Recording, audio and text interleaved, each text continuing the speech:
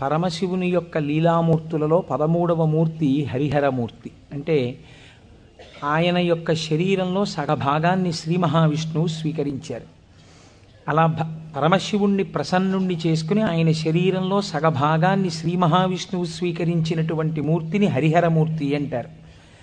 నువ్వు ఎటువంటి భక్తితో ఎటువంటి ఉపాసన చేసి శంకరుని యొక్క శరీరంలో అర్ధభాగాన్ని పొందావో ఆ ఉపాయాన్ని నాకు చెప్పవలసినది అని పార్వతీదేవి నారాయణుణ్ణి ప్రార్థన చేస్తే శ్రీమన్నారాయణుడు పార్వతీదేవికి ఉపదేశం చేసినటువంటి స్తోత్రమే శివాష్టోత్తర శతనామ స్తోత్రం. ఈ శివాష్టోత్తర శతనామ స్తోత్రాన్ని ఆధారం చేసుకుని పార్వతీదేవి శంకరుడి యొక్క శరీరంలో అర్ధభాగాన్ని పొందింది. అది 14వ స్వరూపం. దాన్ని అర్ధనారీశ్వర స్వరూపము అని పిలుస్తారు.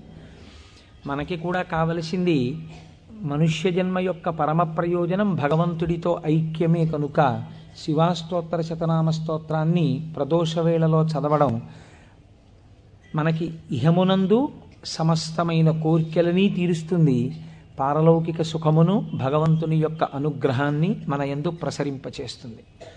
నిన్నటి రోజున శివనామం గురించి మీతో కొంత నేను ప్రస్తావన చేసి ఉన్నాను. శివో మహేశ్వర అని పిలుస్తారు.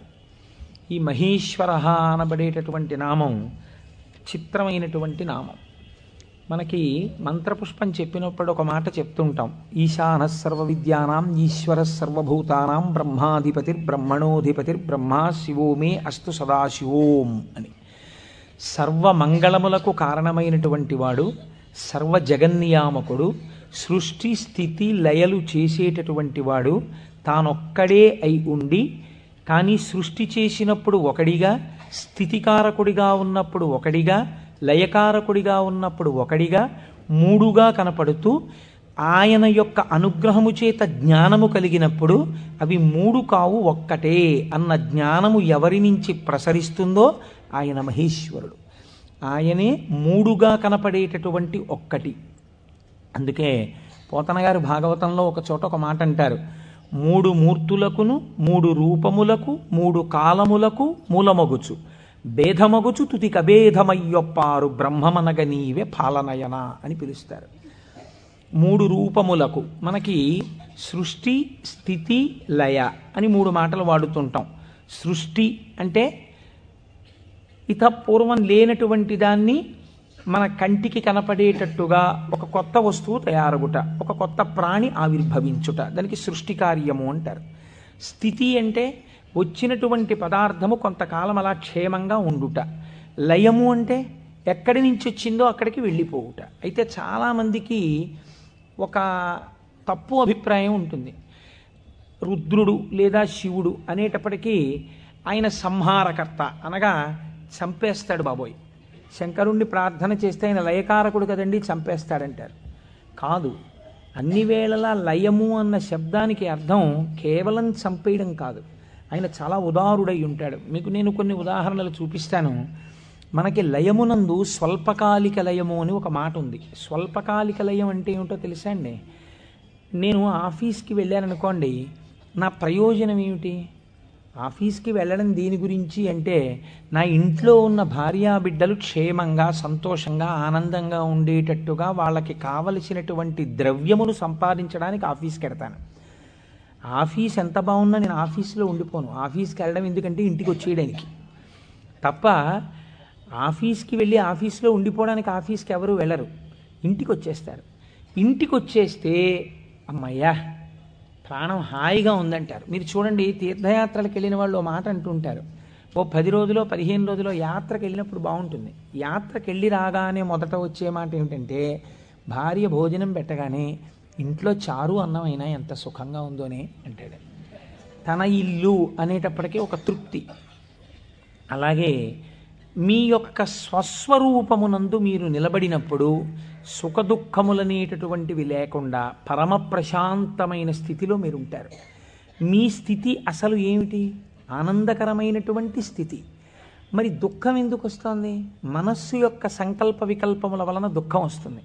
ఆ మనస్సు సుషుప్తిలో ఆత్మలోకి చేరిపోయింది అనుకోండి, ఏమీ తెలియని స్థితిలో, అది అజ్ఞానం అంటే మనం తెలుసుకోలేం. కానీ మీరు బాగా గాఢ నిద్ర పట్టినప్పుడు ఎలా ఉంది అన్నారనుకోండి, ఎవ్వడూ కూడా ఎంత దుఃఖంగా ఉందోనండి, అంత గాఢ నిద్ర పట్టింది, ఎంత ఏడుపు వచ్చిందో ఆ గాఢ నిద్రలో అన్నవాడు మీకు ప్రపంచంలో ఉండడు. ఎంత హాయిగా నిద్ర పట్టిందో అంటాడు. ఏమిటా హాయి? మనస్సు లేకపోవడమే హాయి. మనస్సు ఆత్మలోకి వెళ్ళిపోయింది.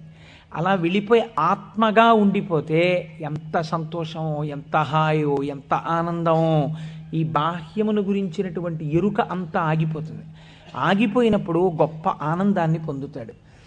ఇలా ఆనందాన్ని పొందినటువంటి స్వరూపము ఏది ఉన్నదో ఆ ఆనందమే శంకరుడు, ఆ ఆనందమే పరమశివుడు. ఆయన ఈ నిద్ర పోయినప్పుడు దీనిని స్వల్పకాలిక లయము అని పిలుస్తారు. నిద్ర పట్టలేదనుకోండి, అంతకన్నా భయంకరమైన స్థితి ప్రపంచంలో ఇంకోటి ఉండదు, అంతకన్నా దుఃఖం కూడా ఇంకోటి ఉండదు. ఒక్కరోజు రాత్రి 1 గంట వరకు నిద్ర పట్టలేదనుకోండి, పిచ్చెక్కినట్టుంటుంది, ఏం చెయ్యాలో అర్థం కాక.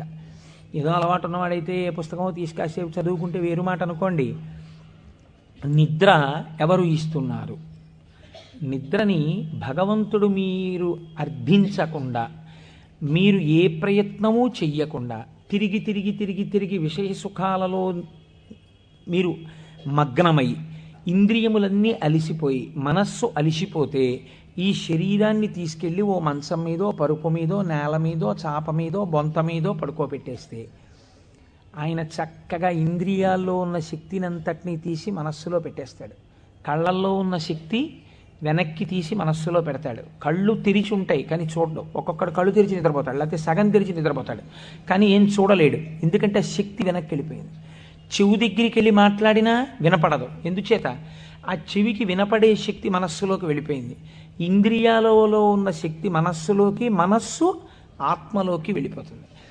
ఈ గాఢమైనటువంటి సుషుప్తి అనబడేటటువంటి నిద్రలో ఈశ్వరుడు మనకు ఒక గొప్ప ప్రయోజనాన్ని చేకూరుస్తాడు. దీన్నే స్వల్పకాలిక లయము అంటారు. మనం ఛార్జింగ్ లైట్ని కరెంటుతో ఛార్జ్ చేసినట్టు ఈ మనస్సు ఇంద్రియముల యొక్క శక్తి తీసుకుని ఆత్మలోకి వెళ్ళి కూర్చుంటుంది. కూర్చున్నప్పుడు ఈ ఆత్మ మళ్ళీ మనస్సుకి ఇంద్రియములకు కావలసినటువంటి బలాన్ని ఇస్తుంది. తెల్లవారి నిద్ర లేవగానే మనస్సు మేల్కొంటుంది. మేల్కొనడం అంటే ఆత్మ నుంచి విడివడుతుంది.